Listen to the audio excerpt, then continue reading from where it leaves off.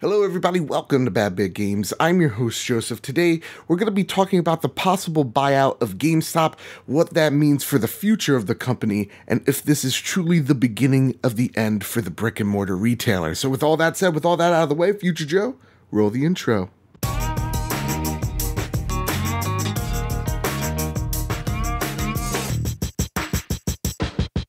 So wow, I just got news coming from Engadget, link down below, that GameStop is in talks of being bought out. They've confirmed it themselves, and they've let everybody know, listen, we're just in talks, nothing is set in stone, they're just trying to let investors know of what's going on. And with that, it's crazy to think about the end of GameStop because they've been such a foundation here of gaming in America. You know, GameStop is everywhere.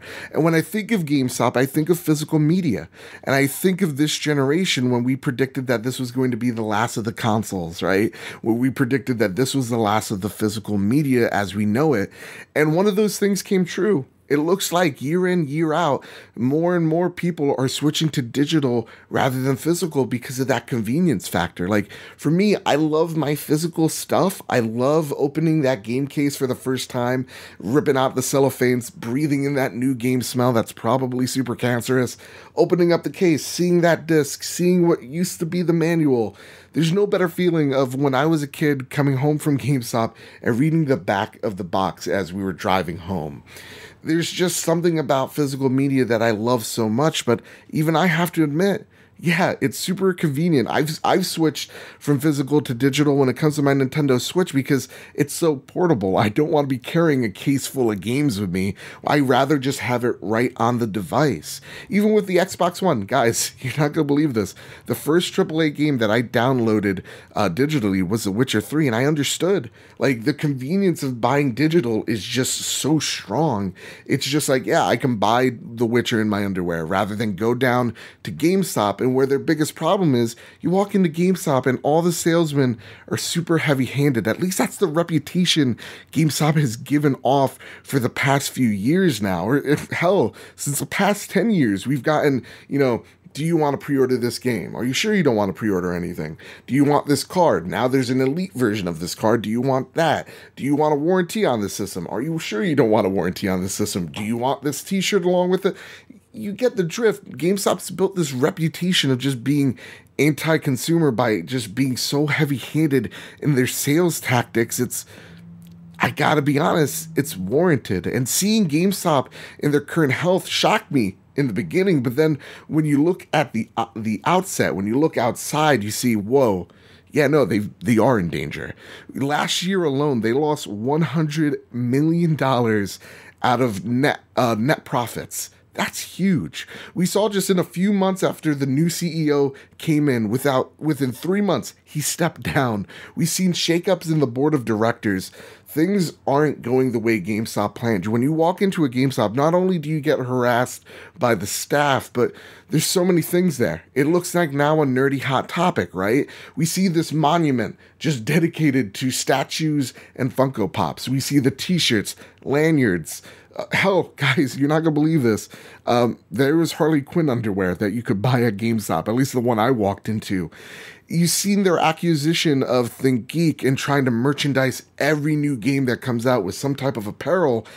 Yeah, it hasn't really worked out to GameStop's benefit. We've even seen them trying to be a publisher, and it looks like with those hits and misses when it comes to their games, it's not working out for them the way that they thought they would. So, to me, the hope is that this buyout isn't horrible, because when I think of the buyouts, I think of Toys R Us, I think of Radio Shack, and I thought those two stores were truly helpless. But I think there could be some hope with GameStop. I hope they realize what their strength is. I hope they realize that, hey, you know what? Our strength of brick and mortar is that we're brick and mortar, that we can have a relationship to people.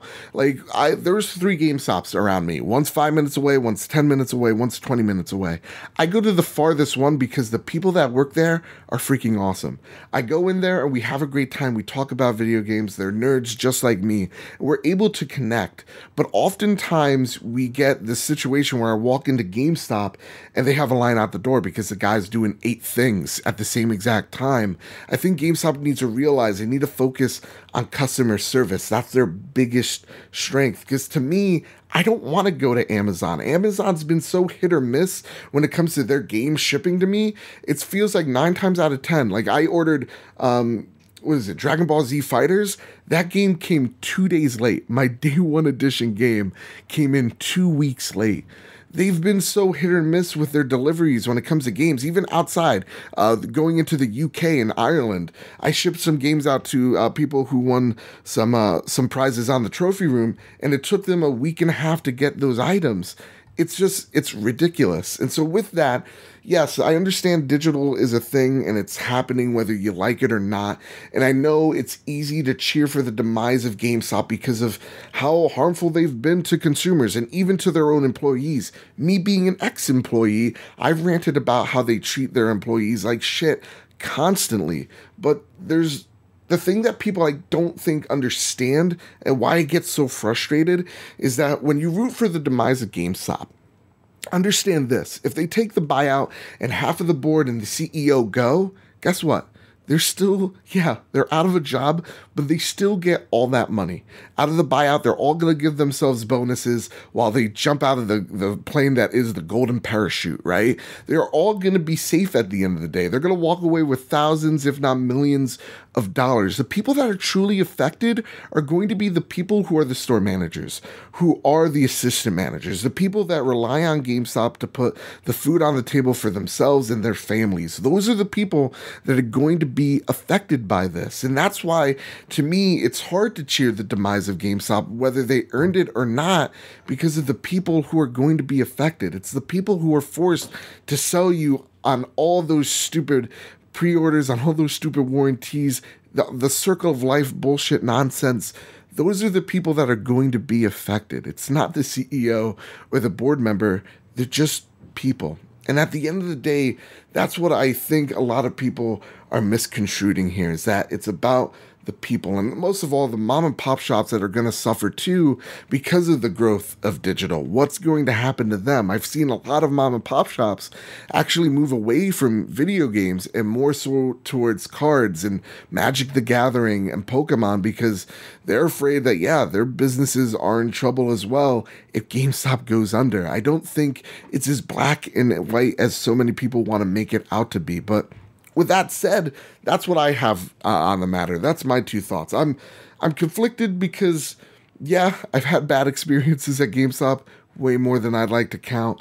But to me, at the same exact time, I think of the person working there, and that's the reason why I'm hesitant to cheer for the downfall of this company.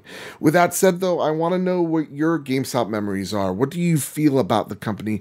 What do you feel about the buyout? Because at the end of the day, this could be the best thing for GameStop, that they get bought out and someone finds a way to make that company profitable, maybe for the betterment of us as gamers.